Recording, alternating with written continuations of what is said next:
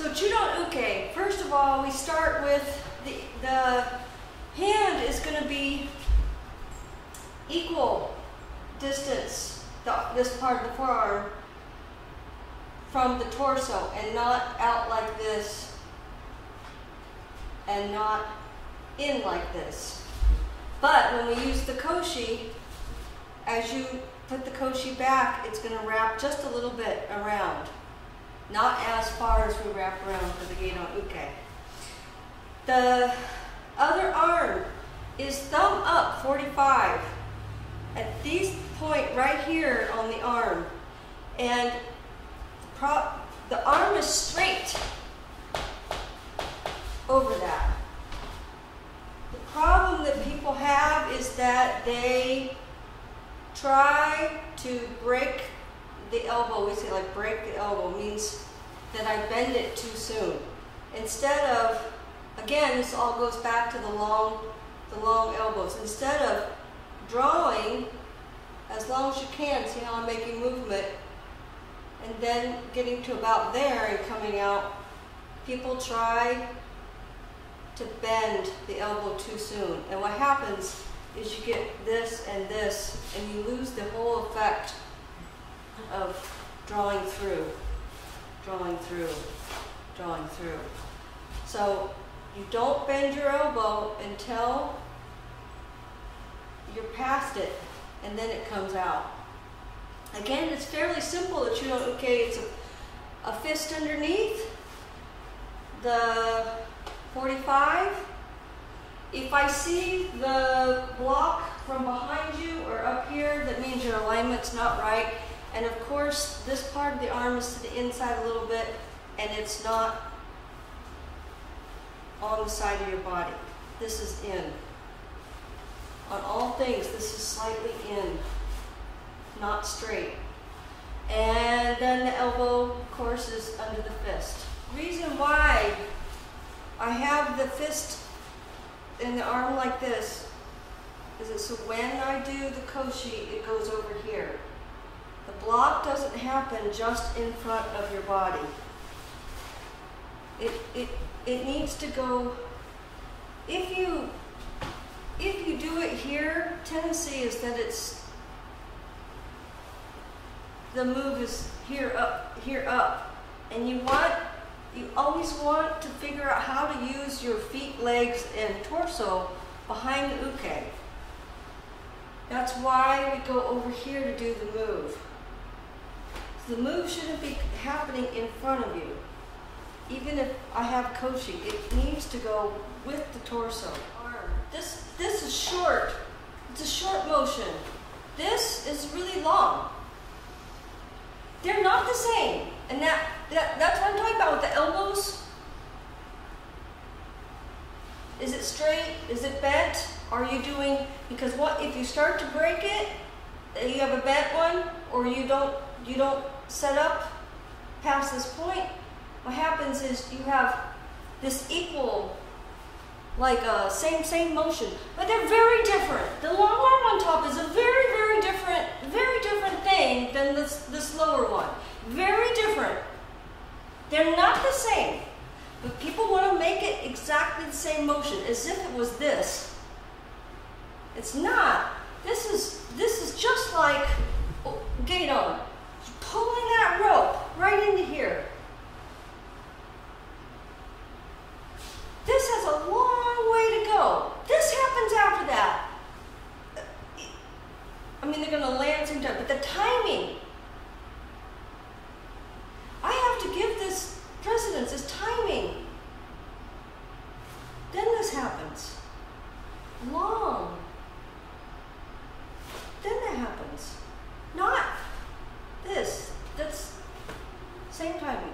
Once you've lived with these ukes for 20 or 30 years, you're going to look different than the other person. But you as a trained perceiver, you should be able to see where it came from. That's why my upper arm is really the only thing that I put my attention on. I don't put my attention on the lower arm, because it's the more sophisticated movement is the upper arm. You over a long period of time how to slide the arm on top of the other one all the way until it's the long elbows I've been talking about. This sliding until you're almost towards the end, and then it breaks. It's the relationship between the two arms that's important. And then after 20 years of really feeling that long time, then even if they're slightly separated, you have the benefit of those arms working together. The first time we're going to do the Chudan Uke and the kata is two of them in the Fukikara ni. So we're here. When you step up to do the first one, don't drop and then come out and do it. Straight over and do it. Same thing. You don't drop and do the block. It floats straight over to here. Pinan Shodan. The first move. What do we do when we have a Chudan Uke split with another arm motion? If you have to do two, it just comes out without this part. So people have a difficulty in they want to do this. They want to do low to high. But it's going to follow exactly the same as if I was standing here. Exactly the same. One of the ways that if you want this block on this move to go from the shoulder out and keep that height instead of going from low to high, one of the tricks to do that is to get the chamber hand really high. And that's one of the tricks so that you're not, if you're too low, you can get that low to high motion. If you really get this as high up as you can, you have more chance of this coming out this way. I'll say one of the advanced motion of this move is that the arm here stops and this keeps going. The less advanced is that the elbow is traveling with the fist. Then we have the fourth chateau in the same kata, and it slips over, and you have the kosadach puts the power into the block. Most people, when they do this block, if you're here, they just put the koshi here, and they do the block, but the koshi in this instance drives the block, so it goes back, and then it goes forward. Yondan is the first place that you're going to see the assisted Chudan Uke.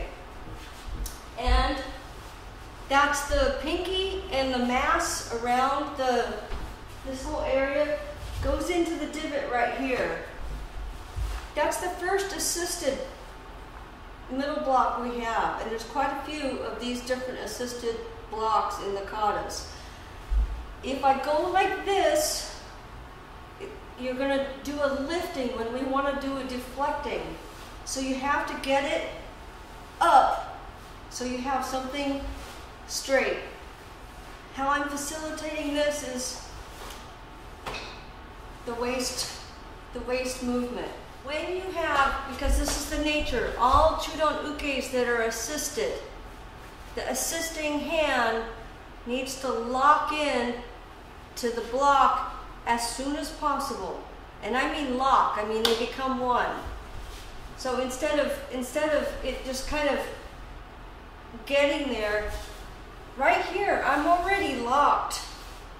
How soon? Here I am on the setup, and I'm at least here so that I can push it out.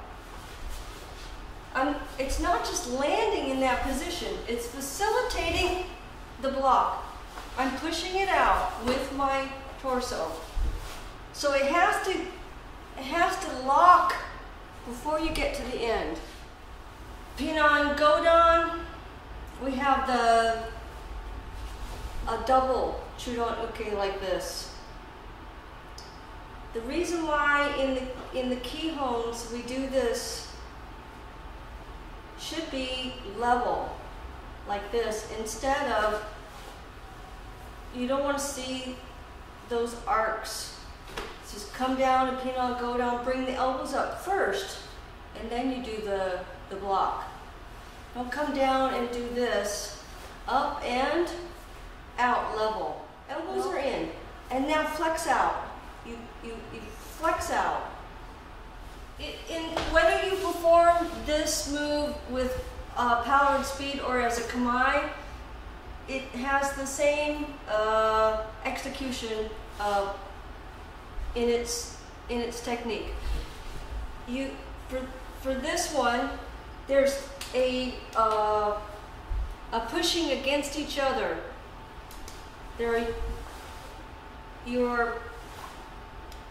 What do I want to say? The fist and there's a lock between the hands, but there's also the narrow between the forearms.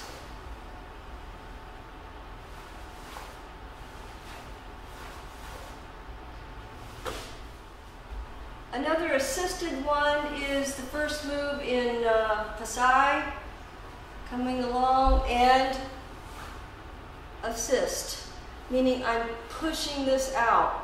We have the same move in the Nahanchi katas.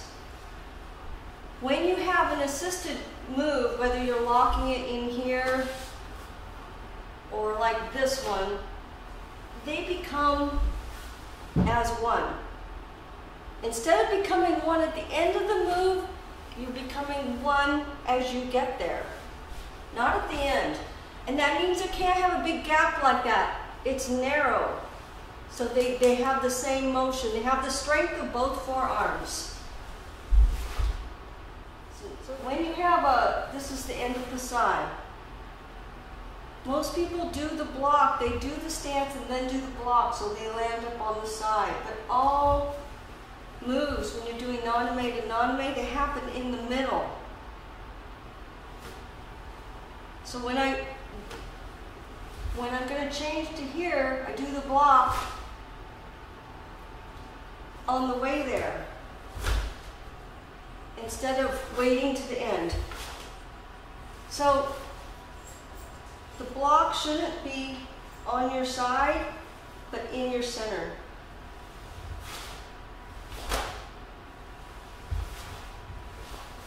And that's true for any move in naname.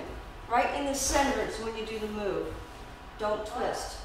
All of the classic blocks you're not going to think about on the street doing this. You're teaching your body certain motions that you can miniaturize out on the street, whether it's just a quick flick. It's going to have the balance behind it, the timing behind it, the bone cut. Any number of things might come into that little reaction. You're not going to sit there and do this out on the street. You're just going to try to block. 1、2